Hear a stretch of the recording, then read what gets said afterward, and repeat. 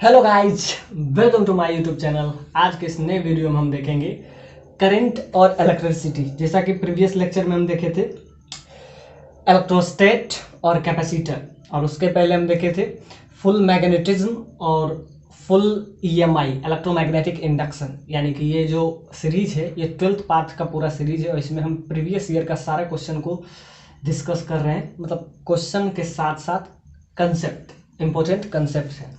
तो हम अब तक कौन कौन सा चैप्टर देख लिए हैं? तो अब तक हम देख लिए हैं इलेक्ट्रोस्टैट देख लिए हैं, कैपेसिटर देख लिए हैं और उधर फुल मैग्नेटिज्म खत्म है और लास्ट में हम कहे थे करंट इलेक्ट्रिसिटी भी हम डील करेंगे। तो आज के इस लेक्चर में हम करंट इलेक्ट्रिसिटी पे फोकस करेंगे। तो होपफुली अब 12th पार्ट में मॉडर्न फिजिक्स छोड़ के, मॉडर्न फिजिक्स को अगर हम छोड़ दें तो सारे पार्ट को हम कवर अप ऑलमोस्ट कर चुके हैं। और एक आता है रे ऑप्टिक्स, वो हम पहले कर लिए थे, फुल एचसी वर्मा से हम किए थे, तो वो भी कंसेप्ट आपके लिए काफ़ी एप्लीकेबल है। और बचा है जो रे ऑप्टिक्स, उसको हम इसमें कवर कर लेंगे तो आपका, और मॉडर्न फिजिक्स कवर कर लेंगे जिससे आपका पूरा 12th पार्ट कवर अप हो जाएगा। इसके बाद हम आएंगे 11th पार्ट पे, जैसा कि रोटेशन, जो कि बहुत वेटेज वाला चैप्टर है, centre of mass, SHM, gravitation, और उधर वर्क पावर एनर्जी, फ्रिक्शन, और उसका लॉज ऑफ मोशन, उस पर भी हम करेंगे। तो ये चैप्टर, और उसमें एक प्रोजेक्टाइल भी है, और लास्ट वाला एक जो है हीट एंड थर्मो, उससे बहुत सारा क्वेश्चन पूछा जाता है। तो हो सकता है प्रोबेबली हम हीट एंड थर्मो हम पहले शुरू कर दें, तो हीट एंड थर्मो को हम कवर करेंगे और उसको कवर करते हुए हम आपके 11th पार्ट तक पीवाई इक्वे मतलब प्रीवियस ईयर का जितना भी क्वेश्चन है उसको हम कवर कर लेंगे। और जिससे आपका सारा कंसेप्ट अब तक कितना है, सारा कंसेप्ट आपके दिमाग में एक बार समझ में आ जाना चाहिए कि जेई का लेवल किस मतलब कहाँ तक ये क्वेश्चन पूछ रहा है। और उसके बाद इस सीरीज को अगर हम ख़त्म कर देते हैं तो हम फिर आएंगे, यानी मतलब इस मंथ यानी दिसंबर तक ऑलमोस्ट ख़त्म हो जाएगा। तो फिर हम जनवरी से आएंगे, फिर थ्योरी पार्ट और क्वेश्चन दोनों को मिक्स करेंगे और उसमें हम देखेंगे HC Verma book, HC Verma, और हाल फिलहाल में एचसी वर्मा को अभी मिला है आपको पद्मश्री, और इसी बुक के लिए concept of physics, concept of physics. तो इस बुक को हम प्रेफरेंस देंगे। तो इसका 2 पार्ट है, पार्ट 1 और पार्ट 2, और बहुत सारे क्वेश्चन हम पहले इसी सीरीज में हम आपको करवा चुके हैं। तो आप इसमें देख लीजिएगा कि पार्ट 1 और पार्ट 2 दोनों को हम रखेंगे। और ये जो है आपका नेक्स्ट मंथ मतलब दिसंबर तक होपफुली हम प्रीवियस ईयर का सारे क्वेश्चन कर लेंगे। अभी ये इस महीना है और अगले महीने 2 महीना तक में हम प्रीवियस ईयर के सारे क्वेश्चन को कवर कर लेंगे। उसके बाद एचसी वर्मा और एक बुक फिजिक्स का है आपका डीसी पांडे, उसको कवर कर लेंगे। और पहले हम इसको कर चुके हैं, और डीसी पांडे का बहुत सारे पार्ट है, तो उसमें आपको मैकेनिक्स और ये 12th वाला पार्ट है उसको पहले कर लेते हैं कवर, क्योंकि 12th जब चल रहा है तो 12th पार्ट का सारा क्वेश्चन कवर अप हो ही जाना चाहिए। उसके बाद जो बचेगा 11th वाला पार्ट उसको कवर करेंगे। तो डीसी पांडे और कॉन्सेप्ट ऑफ फिजिक्स, इस बुक को एज हम रेफरेंस लेवल रखेंगे। और बाकी आपका थ्योरी पार्ट तो चल ही रहा है, तो थ्योरी पार्ट को कवर करते हुए ये सारा बुक हम करेंगे। डीसी पांडे का आपका आता है तो उसको हम करेंगे। तो इस चीज़ में, इस सीरीज में सबसे बड़ा चीज़ है कि हम अभी प्रीवियस ईयर क्वेश्चन, क्योंकि हमारा अभी जो है जेई एडवांस 2021 और 2022 वाला सेशन में हम कवर अप कर लेंगे, जिससे, और सबसे ज़्यादा क्वेश्चन इधर अगर देखें तो हीट से बहुत क्वेश्चन पूछा जाता है। तो प्रोबेबली हमारा नेक्स्ट चैप्टर वही रहेगा, हीट एंड थर्मो। वो एक बहुत बड़ा चैप्टर है, बहुत बड़ा चैप्टर है। उसमें समझिए कि 2-3 चैप्टर का मिक्स कंसेप्ट पूरा हीट एंड थर्मो में रहेगा, और उससे बहुत क्वेश्चन पूछा जाता है। 2-3 क्वेश्चन तो, 1-2 क्वेश्चन तो हर साल उससे पूछा जाता है, तो उसको हम कवर अप करेंगे। सो देखते हैं आज के इस लेक्चर से हम इस बहुत कंसेप्चुअल क्वेश्चन है, और ये वो क्वेश्चन है आपका जेई में ये पूछा है, जेई एडवांस 2016 में। बहुत कंसेप्चुअल क्वेश्चन है, क्योंकि ये जो है क्वेश्चन तो इजी है, लेकिन इसमें आपको निकालना है करंट डेंसिटी, और ये ग्राफिकल क्वेश्चन है। तो आपको एनालिटिकल से ग्राफिकल, ये question which is based on analytical thinking to graphical thinking. तो ये आपको अगर समझ में आता है, और इस टाइप का कंसेप्ट हम पहले भी यूज किए हैं, तो होपफुली आपको समझ में आ जाएगा। तो आइए हम इस लेक्चर में हम करंट इलेक्ट्रिसिटी देखेंगे, और करंट इलेक्ट्रिसिटी का 1-2 लेक्चर इसका भी चलेगा। उसके बाद हम हीट एंड थर्मो पे आएंगे। उसके बाद 11th वाले पार्ट में भी हम बहुत सारा चैप्टर करवा चुके हैं, जैसा कि हम रोटेशन पहले करवा चुके हैं। रोटेशन फुल हम इसका करीब इस पे पार्टिकुलर रोटेशन पे आपको 15 लेक्चर मिल जाएंगे, सिर्फ पर्टिकुलर इस पे। और हम फिर करवाए थे एसएचएम, यानी कि जो मेजर पार्ट है 11th का, वो भी हम पहले करवा चुके हैं। सिर्फ हमको प्रीवियस ईयर का क्वेश्चन करवाना है। तो रोटेशन पहले हम करवा चुके हैं, और एसएचएम करवा चुके हैं। ग्रेविटेशन नहीं करवाए थे, ग्रेविटेशन और तो इसका 2 जो मेजर पार्ट है, इसको आप कवर अप कर लीजिएगा। और उसके बाद एक बचा है सेंटर ऑफ मास, जिसको करेंगे, और न्यूटन्स लॉ ऑफ मोशन और फ्रिक्शन। ये सब तो बेसिक चैप्टर है, और एक प्रोजेक्टाइल वाला। और इसका हम सारा क्वेश्चन एचसी वर्मा से सारा क्वेश्चन हम करवा चुके हैं। तो ये सब अब तक हो चुका है। और रही बात अब बोथ पॉइंट ऑफ व्यू से, अगर 12th पॉइंट ऑफ व्यू से आप अभी प्रिपरेशन कर रहे हैं, 12th क्लास का अगर देख रहे हैं, तो उसमें हम पहले करवा चुके हैं। जैसा कि मैग्नेटिज्म का हम फुल करवाए हैं, मूविंग कॉइल, गैल्वेनोमीटर, शंट, इस टाइप का, क्योंकि moving coil, galvanometer, buyer-Savart law, ये सब हम पहले करवा चुके हैं। इसका हम फुल, ये हम प्रीवियस ईयर में ही करवाए थे।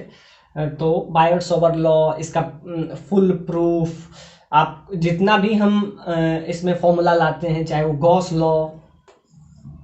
लॉ का प्रूफ, ये सब जो है जिसको हम यूज करते हैं इसमें एज ए फॉर्मूला के थ्रू, तो वो फॉर्मूला किधर से आया था, तो डिराइव करके हम सारे पे एक लेक्चर लिए हैं। गॉस लॉ पे पार्टिकुलर लिए हैं, मूविंग कॉइल, गैल्वेनोमीटर पे से क्वेश्चन आपसे पूछा जाता है। तो ये सब पे हम जो 12th पार्ट का है उसको हम पहले कवर अप कर चुके हैं। तो अगर आपको 12th पार्ट का प्रिपरेशन कर रहे हैं, तो ये आपके लिए सबसे एप्लीकेबल होगा। तो पहले आप जाके इसी पे, आपका चैनल का हम नाम बता देते हैं, इसी चैनल पे आपको मिल जाएगा, सर्च करने पे आपको मिल जाएगा IIT JEE कॉर्नर। तो इस पे आपका सब चीज मिल जाएगा 12th पार्ट वाला। और रही बात, अब हम इसी को, पहले हम क्या किए थे, 12th पार्ट का कवर किए थे, उसके बाद हम थ्योरी कवर किए, उसके बाद हम एचसी वर्मा का कंसेप्ट ऑफ फिजिक्स पार्ट 1 और पार्ट 2 दोनों कवर किए। और अब इससे होते हुए हम आए हैं जेईई मेंस भी हम पहले करवाए हैं, मतलब जेईई एडवांस का जो ये सीरीज चल रहा है, इससे पहले हम जेईई मेंस भी करवाए हैं, तो वो भी आपको इसमें मिल जाएगा। और जेईई मेंस हो गया, अब हम आए हैं लास्ट में जेईई एडवांस। तो जेईई एडवांस का सीरीज होपफुली पूरा फुल नवंबर, फुल दिसंबर आपको चलने वाला है। और उसके बाद हम फिर कंसेप्ट पे वापस से कंसेप्ट पे आएंगे, क्योंकि फिर उसके बाद आपका फेब में इसका एग्जाम भी होने वाला है, 12th का एग्जाम हो जाएगा फेब या मार्च में, आपका जो भी है। तो तब तक हम उसको एक बार रिवाइज कर लेंगे इसमें, और होपफुली आपका तब तक रिवाइज हो भी जाएगा। तो आइए हम इस बेसिक से क्वेश्चन से हम इसको शुरुआत करते हैं। तो ये क्वेश्चन है बहुत एनालिटिकल और ग्राफिकल, दोनों को आपको कनेक्ट करना है इस क्वेश्चन में। इस क्वेश्चन में कुछ not a big deal, but इसमें एनालिटिकल थिंकिंग को ग्राफिकल थिंकिंग के साथ कनेक्ट करेंगे। तो ये क्या कह रहा है, an infinite charge line of uniform electric charge density, यानी क्या दे दिया हुआ, लैम्डा का वैल्यू आपको दे दिया हुआ है। लैम्डा क्या है, लैम्डा हम पहले भी बताए थे, लीनियर चार्ज डेंसिटी होता है। और यहाँ पे क्या है, यहाँ पे कह रहा है कि एक इनफाइनाइट का मतलब है कि एक बहुत लंबा है इसके रिस्पेक्ट, तो एक infinite line charge of uniform electric charge density, that is lambda, lies along axis electrically conducting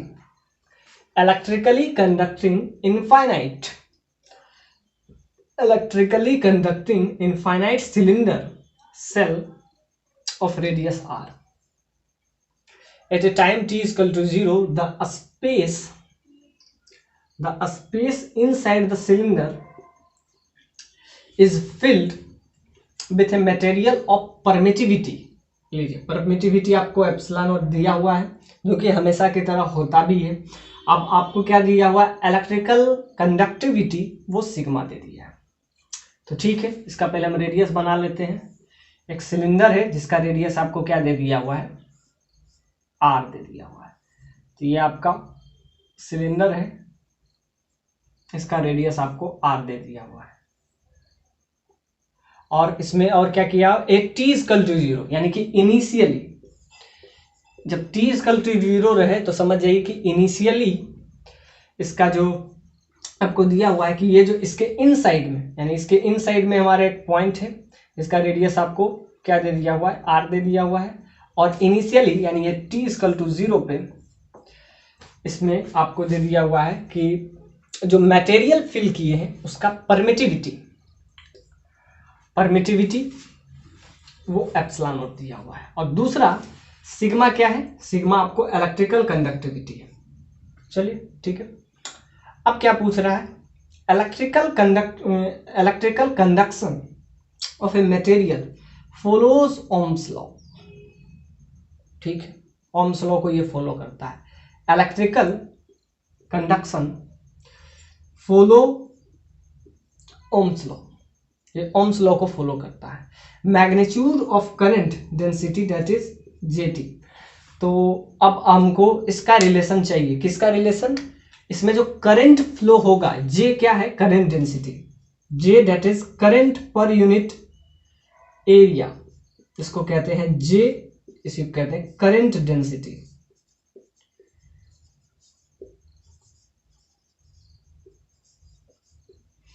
current density, तो करंट डेंसिटी का रिलेशन हमको टाइम के साथ निकालना है और उसका ग्राफ बनाना है। 4 ऑप्शन आपको दिए गए हैं, 4 ऑप्शन में आप उसका ग्राफ बनाइए। इसमें दिया क्या क्या है, इनफाइनाइट, इनफाइनाइट का मतलब है कि उसके पॉइंट से उसके मतलब जिस पॉइंट पे आप निकाल रहे हैं और उसका जो लेंथ है उसके रिस्पेक्ट में बहुत बड़ा है, इसीलिए उसको इनफाइनाइट कहा जाता है। मतलब इस फाइनाइट ही है लेकिन उसके रिस्पेक्ट में वो इनफाइनाइट है। तो जब भी फिजिक्स में कहीं भी इनफाइनाइट वर्ड आ जाए तो डरना अपने को नहीं है। इनफाइनाइट का सेंस बस इतना कह रहा है कि जैसे इतना बड़ा है, इसके पास में हम इतना छोटा सा इस पॉइंट पे अगर हम निकालें तो इसके रिस्पेक्ट में इतना बड़ा हो जाता है, तो इसके रिस्पेक्ट में बहुत बड़ा है, इसीलिए उसको इनफाइनाइट नाम देते हैं। तो infinite charge line of uniform electric charge density lambda, इसे कहते हैं लीनियर चार्ज डेंसिटी। पहले हम जितना भी बताए थे वही है, इलेक्ट्रिक जो है तो यहाँ पे करंट मूव कर रहा है इसीलिए इसको इलेक्ट्रिक बोल दिया है। ये आपका क्या है, लीनियर चार्ज डेंसिटी।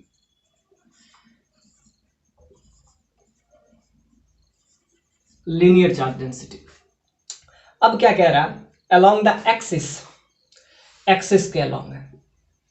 ठीक है, इस एक्सिस को हम ले लेते हैं, सेंटर से जो लाइन पास कर रहा है वो उसका क्या है, ये अलोंग इट्स एक्सिस, ये आपका हो जाएगा एक्सिस। तो और क्या कह रहा है, electrical conducting infinite cylindrical shell. अब ध्यान से देखिए, इस वर्ड पे आप फोकस करें, सेल, सेल है मतलब कि ये जो है हॉलो सिलेंड्रिकल सेल है, हॉलो सिलेंड्रिकल शेल, ये आपको अंडरस्टूड है। और जिसका रेडियस आपको दे दिया हुआ है, आर दे दिया हुआ है। और इनिशियली यानी t इक्वल टू 0 पे, और इसके अंदर जो हम मटेरियल फिल किए हैं, initially t equal to 0 space inside, अब इसके अंदर inside the fill with a material of permittivity epsilon naught and electrical conductivity that is sigma. अब सिग्मा क्या है, सिग्मा होता है सरफेस चार्ज डेंसिटी, ये हम पहले बताए भी थे। This is surface charge density, इसको कहते हैं लीनियर चार्ज डेंसिटी, और ये क्या हुआ, सरफेस चार्ज डेंसिटी, यानी sigma that is equal to charge per unit area. अब इसका कुछ ना कुछ होगा ना, कर्व सरफेस एरिया। अब सिलेंडर है तो उसका क्या आ जाएगा, curve surface area, curve surface area. अब ध्यान से देखिए, यहाँ से इतना समझ में आता है। अब आपको कह रहा है कि ये ओम्स लॉ को फॉलो कर रहा है, यानी एक हिंट आपको यहां से भी मिल गया। और ओम्स लॉ क्या कहता है? V that is I equal to R, यानी कि potential is directly proportional to current flow in that system, यानी कि पोटेंशियल जो होता है किसी का भी पोटेंशियल, तो वो करंट के डायरेक्टली प्रोपोर्शनल होता है। और इस डायरेक्टली प्रोपोर्शनल के साइन को जब हम इक्वलिटी साइन में होल्ड करवाते हैं तो V that is equal to I R। तो ये R जो होता है ये कांस्टेंट होता है और इसी को हम रेजिस्टेंस बोलते हैं। तो यहाँ पे क्या हुआ, एक हिंट आपको इसमें और दिया हुआ कि ओम्स लॉ को फॉलो कर रहा है। द इलेक्ट्रिकल कंडक्शन, इसमें जो कंडक्शन हो रहा है in the material that follow Ohm's law, so find the graph of magnitude of current density with respect to, क्या निकालता है? Electric field. तो उसके वजह से वो क्या हो जाता है? इनफाइनाइट, इसी को बोला गया है आपको क्वेश्चन में, इनफाइनाइट लॉन्ग वायर।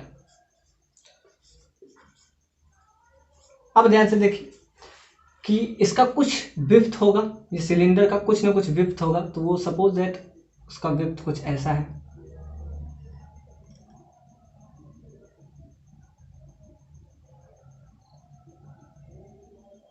ये जो विड्थ है आपका,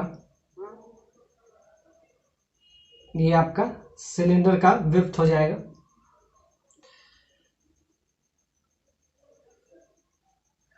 तो ये आप उसका समझिए कि विड्थ हुआ। तो ये अगर R है तो ये जो होगा इसको हम dr ले लेते हैं, इसका थिकनेस है। और dr क्या है? dr आपका है थिकनेस।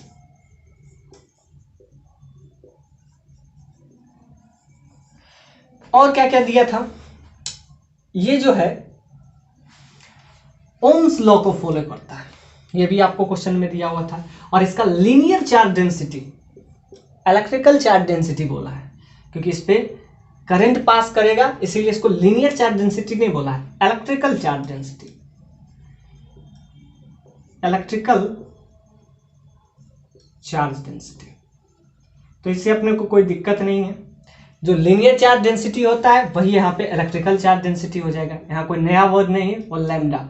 और लैम्डा होता क्या है कि इस पे जितना भी चार्ज है, यानी कि charge lambda that is equal to Q by L, यानी कि चार्ज को इसके टोटल लेंथ पे जब डिस्ट्रीब्यूट करते हैं तो इसके यूनिट लेंथ में जितना चार्ज होता है उसे कहते हैं electrical charge density, that is Q per unit length.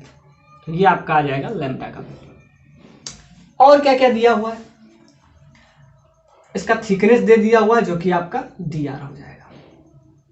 तो ये एक काम का है। और एक चीज दिया है इसमें कि आपको इसके बीच में जो एलिमेंट है, यानी परमिटिविटी दिया हुआ है, परमिटिविटी ऑफ मटेरियल,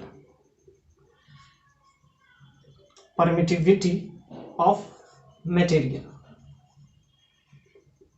जिसका वैल्यू आपको क्या दिया हुआ है? एप्सिलॉन नॉट दे दिया हुआ है, सिग्मा दे दिया हुआ आपको इस टाइप से। ठीक है, यहां तक आपको बात समझ में आ जाती है। और आपको दिया हुआ है एक इनफाइनाइट लॉन्ग वायर है जिसपे हम चार्ज, क्या Q चार्ज उस पे हम डिस्ट्रीब्यूटेड किए हैं और उसका लेंथ L है। तो इलेक्ट्रिकल चार्ज डेंसिटी आपका लैम्डा है। Surface, curve surface charge density वो आपको क्या दिया हुआ है? सिग्मा दिया हुआ है। और यहां से आपको क्या दे दिया हुआ है? आपको निकालना है करंट डेंसिटी के बीच में रिलेशन, और जो कि ओम्स लॉ को फॉलो कर रहा है। तो ये इन सारे रिलेशन को यूज करके हम वहां तक पहुंचते हैं। तो ये सारा रिलेशन से आपको समझ में आ गया। और इसके बीच में जो हम मटेरियल रखे हैं और उस मटेरियल का परमिटिविटी क्या है आपका, आपको यहाँ पे दे दिया हुआ एप्सिलॉन नॉट। तो इसको हम यूज करेंगे। तो एप्सिलॉन नॉट अगर रहता तो वो क्या हो जाता है? एप्सिलॉन नॉट होता है वैक्यूम के लिए, परमिटिविटी ऑफ वैक्यूम। यहाँ एप्सिलॉन नॉट नहीं दिया हुआ है, यानी कि कोई मीडियम है उसका आपको एप्सिलॉन सेट दिया हुआ है, एप्सिलॉन नॉट नहीं। एप्सिलॉन नॉट रहता तो समझिए कि परमिटिविटी ऑफ वैक्यूम होता है। तो इन सारे रिलेशन को हम यूज करके यहाँ तक पहुँचते हैं करंट डेंसिटी तक। तो करंट डेंसिटी इसका हम किस टाइप से निकालते हैं? तो करंट डेंसिटी होता क्या है? करंट उसके पर यूनिट एरिया में, ध्यान से देखिए, इसका यहाँ पे रेजिस्टेंस भी आर है और यहाँ पे ये भी आर ले लिए हैं, तो इसको हम स्मॉल आर ले लेते हैं, क्योंकि रेजिस्टेंस को भी आर से डिफाइन कर रहे हैं, तो दोनों आर आर तो क्या हो जाएगा, दिक्कत हो जाएगा। तो इसको हम स्मॉल आर से ले लेते हैं और इसको हम कैपिटल आर से ले लेते हैं। यानी जो स्मॉल आर है ये आपका रेडियस हो जाएगा और ये जो कैपिटल आर है वो रेजिस्टेंस हो जाएगा। तो दोनों में कंफ्यूजन नहीं हो, इसीलिए हम एक को कैपिटल आर लिए हैं और दूसरे को स्मॉल आर लिए हैं। तो आइए हम पॉइंट पे आते हैं, करंट पर यूनिट एरिया। अब इसका एरिया का मतलब कर्व सरफेस एरिया। तो करंट को हम लिख सकते हैं इसके हेल्प से, with the help of Ohm's law. तो करंट को हम लिख सकते हैं dV बाई dr। dV का मतलब जब भी हम dV लिखें तो हम इसका ले रहे हैं एलिमेंट ले रहे हैं, लास्ट में हम इसको इंटीग्रेट करेंगे। एलिमेंट इसलिए ले रहे हैं क्योंकि कुछ भी कांस्टेंट यहाँ पे नहीं है। तो यहाँ पे हम क्या लिए, जे क्या है यहाँ पे, करंट डेंसिटी, करंट डेंसिटी। तो यहाँ पे आपका क्या हो जाएगा, J बाई ए, ये आपका हो जाएगा 2 पाई r और इसका लेंथ L। तो ये आपका हो जाएगा J का वैल्यू, इसको कहते हैं करंट डेंसिटी।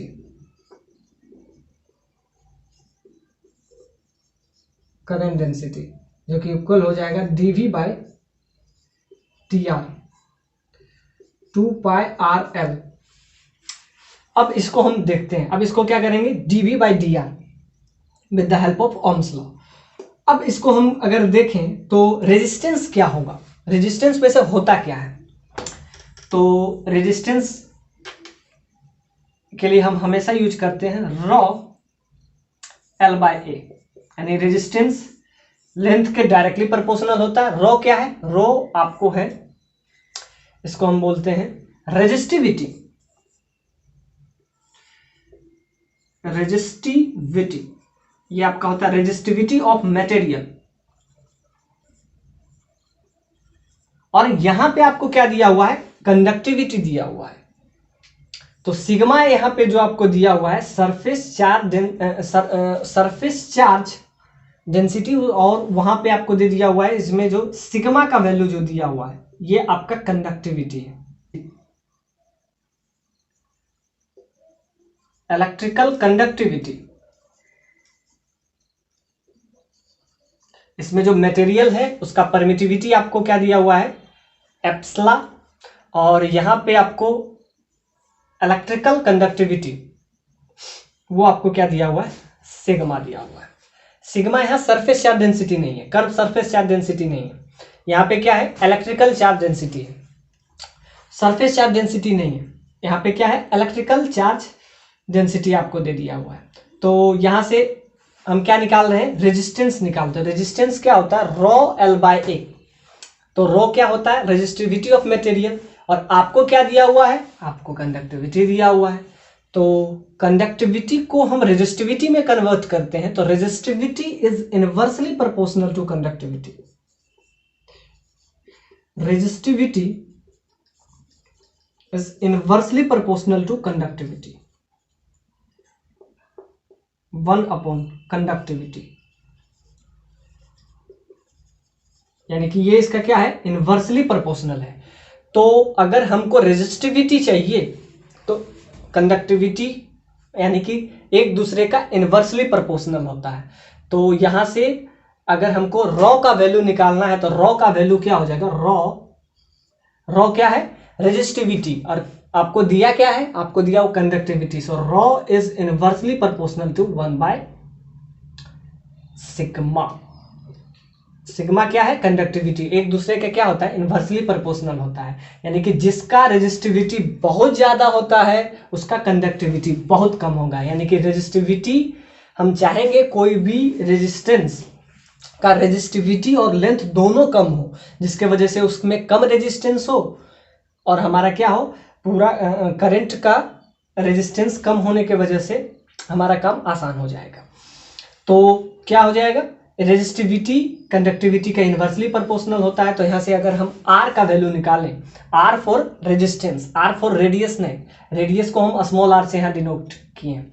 तो यहाँ से हम अगर देखें तो हम अगर रेजिस्टेंस निकालें तो resistance that is equal to rho L, L क्या है इसका लेंथ, एल इसका लेंथ है आपको, तो इसका लेंथ को हम ले लेते हैं स्मॉल एल, तो रॉ एल बाय ए क्या है एरिया। अब एरिया क्या होगा, तो एरिया तो आपको 2 पाई आर एल हो जाएगा।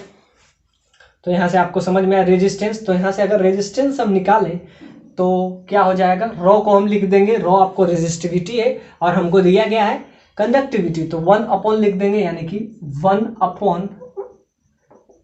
अपॉन सिग्मा, रॉ के जगह पे हम लिख देंगे 1 अपॉन सिग्मा।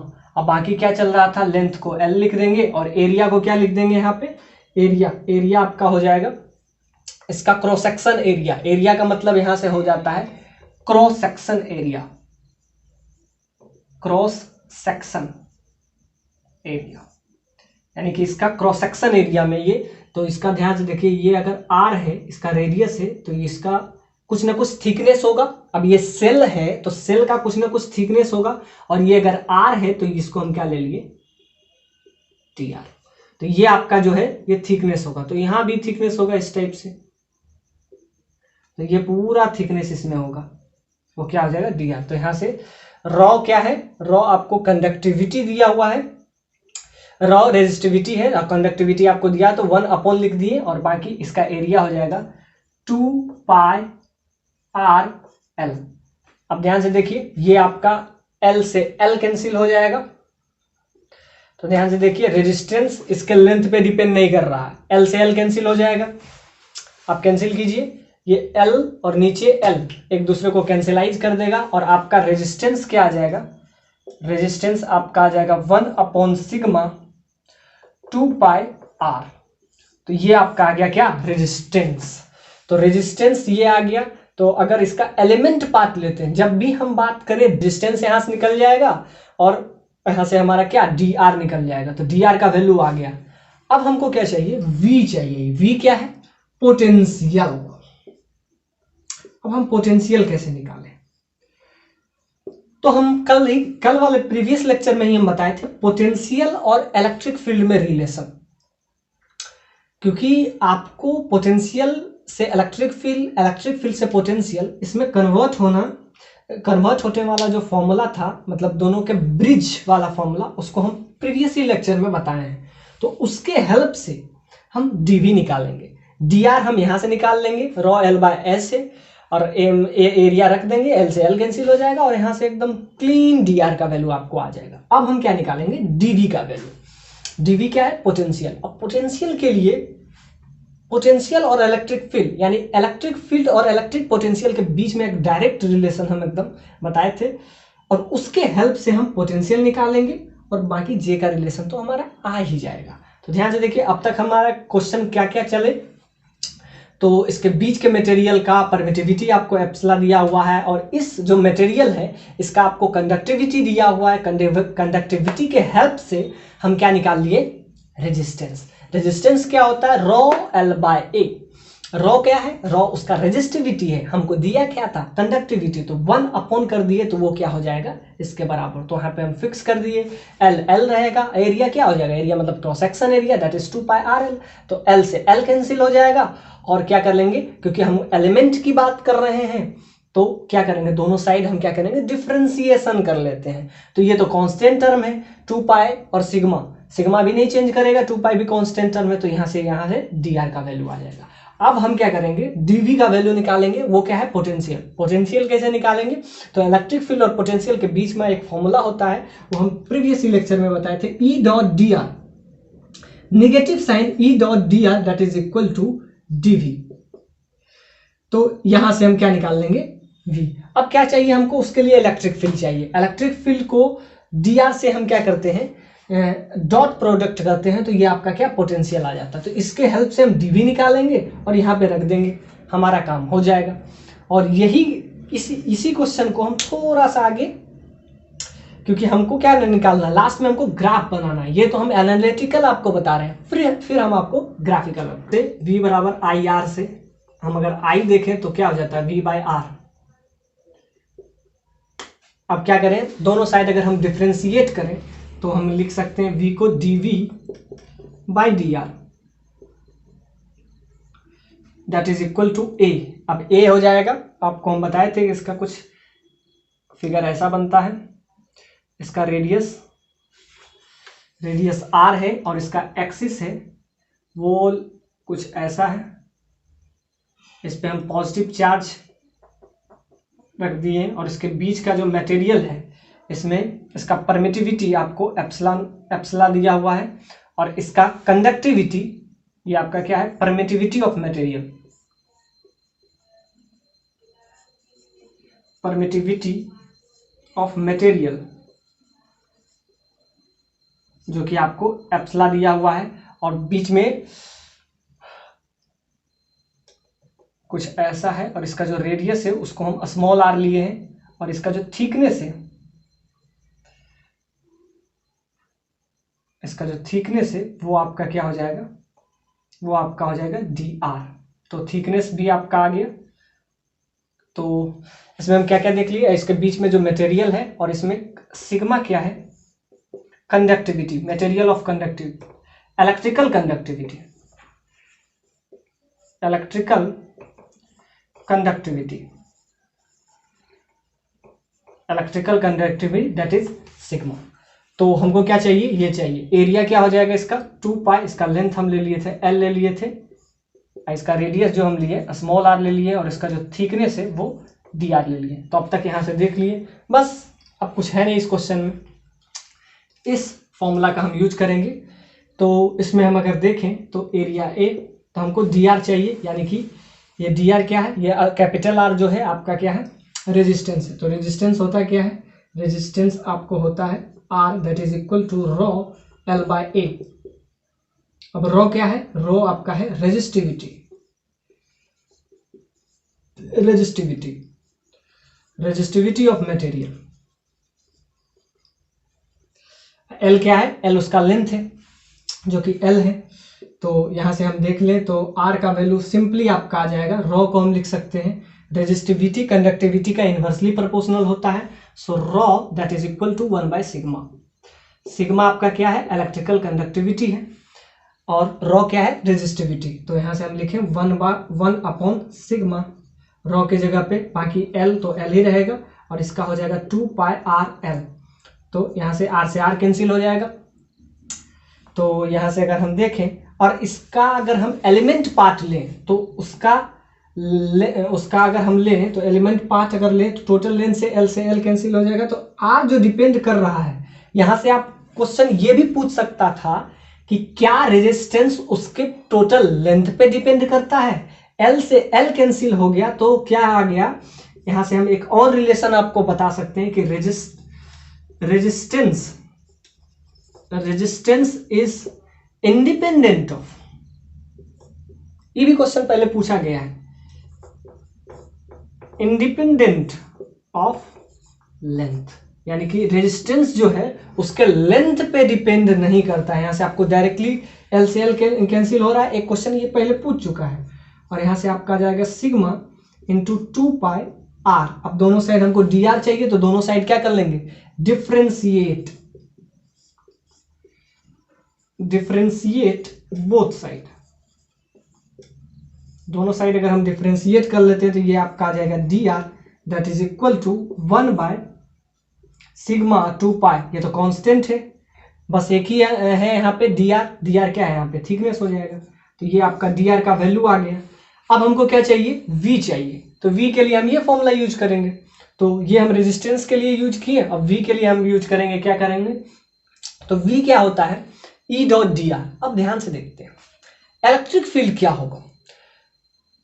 तो हम पहले बताए थे कि जब हॉलो सिलिंड्रिकल सेल हो तो इलेक्ट्रिक फील्ड का वैल्यू क्या होता है। तो लैम्डा जो कि आपको क्या दिया हुआ है, इसको आप इलेक्ट्रिकल चार्ज डेंसिटी आपको दे दिया हुआ है, इलेक्ट्रिकल चार्ज डेंसिटी, इसका वैल्यू आपको दे दिया हुआ लैम्डा। तो यहां से अगर हम देखें तो इलेक्ट्रिक फील्ड का वैल्यू अगर हम निकालें आर डिस्टेंस पे तो क्या आएगा, तो लैम्डा बाई 2 पाई एप्सिलॉन और क्योंकि एप्सिलॉन नोट नहीं लिख सकते हैं क्योंकि परमिटिविटी आपको दिया हुआ है एप्सिलॉन और आर, ये आपका क्या होता है इलेक्ट्रिक फील्ड का value, E field. R distance पे इलेक्ट्रिक फील्ड का वैल्यू जब उसका लीनियर चार्ज डेंसिटी दिया हुआ होता है, तो इसमें आपको क्या दिया हुआ है, इस पे हम क्यू चार्ज डिस्ट्रीब्यूटेड किए हैं, तो इसका क्या हो जाएगा lambda by 2 pi epsilon note नहीं होगा क्योंकि आपको परमिटिविटी दे दिया हुआ है, क्या परमिटिविटी एप्सिलॉन दिया हुआ है, एप्सिलॉन नोट होता है वैक्यूम का परमिटिविटी, इसमें मटेरियल इंट्रोड्यूस किए हैं, तो ये आपका इलेक्ट्रिक फील्ड का वैल्यू आया। अब इलेक्ट्रिक फील्ड का वैल्यू आ गया तो पोटेंशियल तो आ ही जाएगा ना, माइनस ई डॉट आर। अब क्या करेंगे, तो माइनस ई डॉट आर करके हम यहाँ से निकाल लेंगे, यहाँ से अब हम निकाल लेंगे डी आर का वैल्यू, अब यहाँ से हम यूज कर लेंगे इस रिलेशन में, तो डी आर का वैल्यू ये आ गया। और यहाँ पे ये इंडिपेंडेंट है, एक क्वेश्चन इस टाइप का पहले भी पूछ चुका है, तो इसलिए हम आपको बता दिए कि ये जो है रेजिस्टेंस डिपेंड नहीं कर रहा है उसके लेंथ पे। तो यहाँ से dV का वैल्यू अगर हमको चाहिए तो dV that is equal to minus E dot d r, तो E आपका क्या आ जाएगा लैम्डा, लैम्डा क्या है electrical charge density 2 pi epsilon, जो कि आपको क्वेश्चन में दिया हुआ, R उसका रेडियस, और इसको हम क्या करेंगे dr, तो ये आपका आ जाएगा dV का वैल्यू, यानी कि dr भी आपको आ गया dV भी आ गया। अब हम यहाँ पे J तक पहुंच सकते हैं, दोनों को आपस में डिवाइड करेंगे तो ये हमारा क्या आ जाएगा I आ जाएगा। तो dV को अगर हम यानी कि I का वैल्यू यानी करंट का वैल्यू अगर हम देखें तो क्या हो जाएगा dV बाई dr, तो dV ये है आपका lambda by 2 pi epsilon into r, ये इलेक्ट्रिक फील्ड है, इसको आर से करेंगे तो ये आपका क्या आ जाएगा dV का वैल्यू, और यहाँ से dr का जो वैल्यू हम लाए थे वो क्या था 1 बाई सिग्मा, लेंथ तो कैंसिल हो गया, यहाँ पे 2 पाई आर था, और इसको अगर हम दोनों साइड डिफ्रेंशिएट करते हैं तो ये आपका आ जाएगा डिफ्रेंशिएशन, डिफ्रेंशिएशन अगर हम इसका निकालें आर के रिस्पेक्ट में, इधर आपको कैपिटल आर के रिस्पेक्ट में डिफ्रेंशिएट करना है। जब भी आपको इस टाइप का डिफ्रेंशिएशन हो और आपको डिफ्रेंशिएट करना है, इधर तो आपका आर होना चाहिए, आर ये रेजिस्टेंस था, अब दोनों साइड क्या करते हैं बोथ साइड डिफ्रेंशिएट।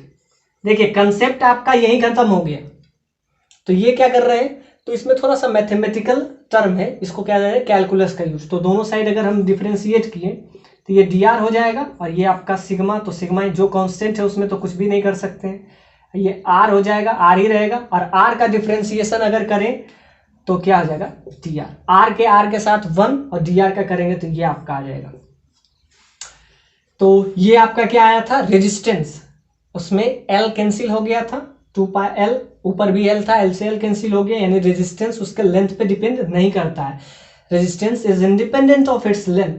अब बोथ साइड क्या किए हम डिफरेंशिएट किए, तो इधर डिफरेंशिएशन किसके रिस्पेक्ट में है कैपिटल आर, कैपिटल आर क्या है रेजिस्टेंस है, स्मॉल आर क्या है रेडियस है, तो इधर dr हो गया और इसमें क्या हुआ r, और इसका डिफरेंशिएशन r का डिफरेंशिएशन r के साथ अगर करेंगे तो 1 होगा, और यहाँ पे उसके r के साथ dr के साथ डिफरेंशिएट किए तो ये dr हो गया। अब दोनों को अगर आप डिवाइड कर लें तो क्या हो जाएगा, ये r आपको यहाँ पे आपका आ जाएगा dr, और नीचे क्या है 2 पाई r, तो 2 पाई से 2 पाई कैंसिल, r से r कैंसिल, तो यहाँ से आपका आ जाएगा I का वैल्यू, करंट का वैल्यू आपका आ जाएगा लैम्डा, और ये आपका जाएगा सिग्मा 1 अपॉन सिग्मा है, तो ये आपस में मल्टीप्लाई हो जाएगा, और नीचे क्या हो जाएगा एप्सिलॉन, अब विथ नेगेटिव साइन ये वाला बचेगा, तो ये आपका आ गया करंट का वैल्यू। बस यही आपका आंसर है।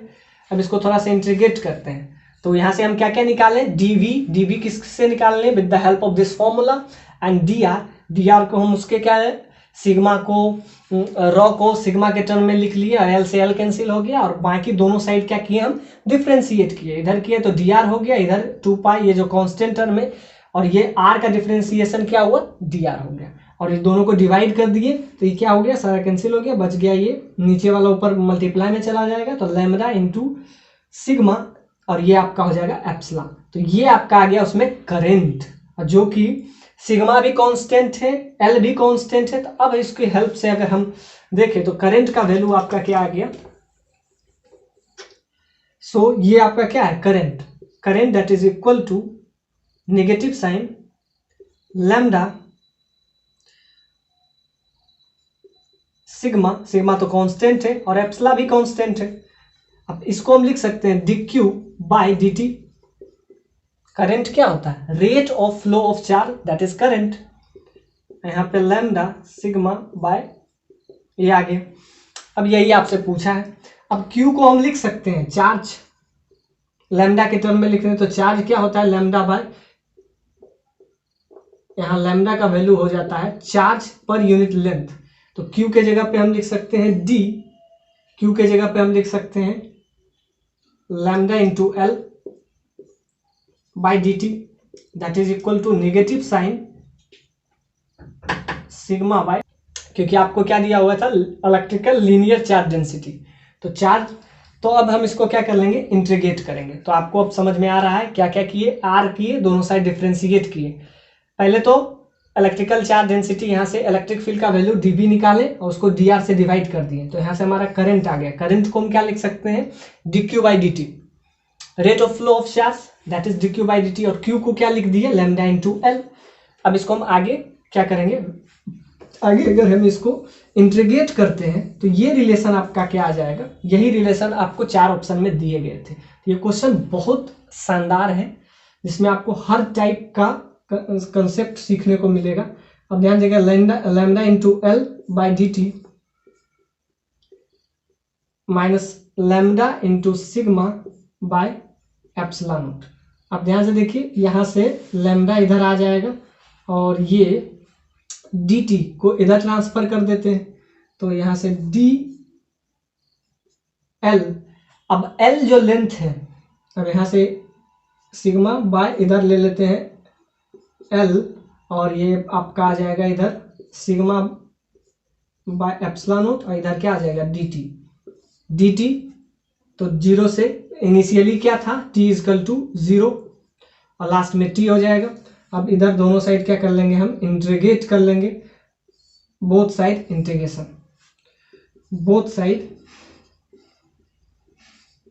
इंटीग्रेशन। अब हम क्या कर इंटीग्रेट कर लेंगे, वहां पे आपका d लैम्डा बाय लैम्डा है, और लैम्डा नोट से लैम्डा तक ले लेंगे, और इधर आपका sigma by epsilon note dt का इंटीग्रेशन t इजकल टू 0 से t तक ले लेंगे। अब दोनों साइड इंटीग्रेट करेंगे तो ये आपका क्या हो जाएगा? ये वाला पार्ट आपका हो जाएगा, ये आपका हो जाएगा ln lambda that is equal to sigma by epsilon naught, और ये आपका क्या हो जाएगा? Time t। तो ये जो आपका ग्राफ कुछ भी आएगा तो वो क्या आ जाएगा? एक्सपोनेंशियल ग्राफ आएगा, क्योंकि लैम्डा है। तो यहाँ से अगर इसके बीच में अगर रिलेशन लें और वो भी अपर लिमिट लैम्डा रखे, लोअर लिमिट लैम्डा नोट रखें, तो ये आपका क्या रिलेशन आ जाएगा? तो इसका कुछ ग्राफ बनेगा, वो क्या बनेगा? एक्सपोनेंशियल ग्राफ बनेगा, एक्सपोनेंशियल, क्योंकि रिलेशन यहाँ से आपका क्या आ रहा है? एक्सपोनेंशियल आ रहा है। और लैम्डा का वैल्यू अगर हम रखें तो यहाँ से आपका आ जाएगा e की power minus sigma by epsilon not into time t। तो ये आपका रिलेशन आ गया किसका? तो this relation it tells about the electrical charge density which is the function of exponential function. ये आपका क्या है? एक्सपोनेंशियल फंक्शन आ गया। तो इसके हेल्प से हम क्या निकाल लेंगे? हम उसका ग्राफ निकाल लेंगे। तो ग्राफ आपका क्या हो जाएगा? एक्सपोनेंशियल। एक्सपोनेंशियल ग्राफ आपका कैसा होता है?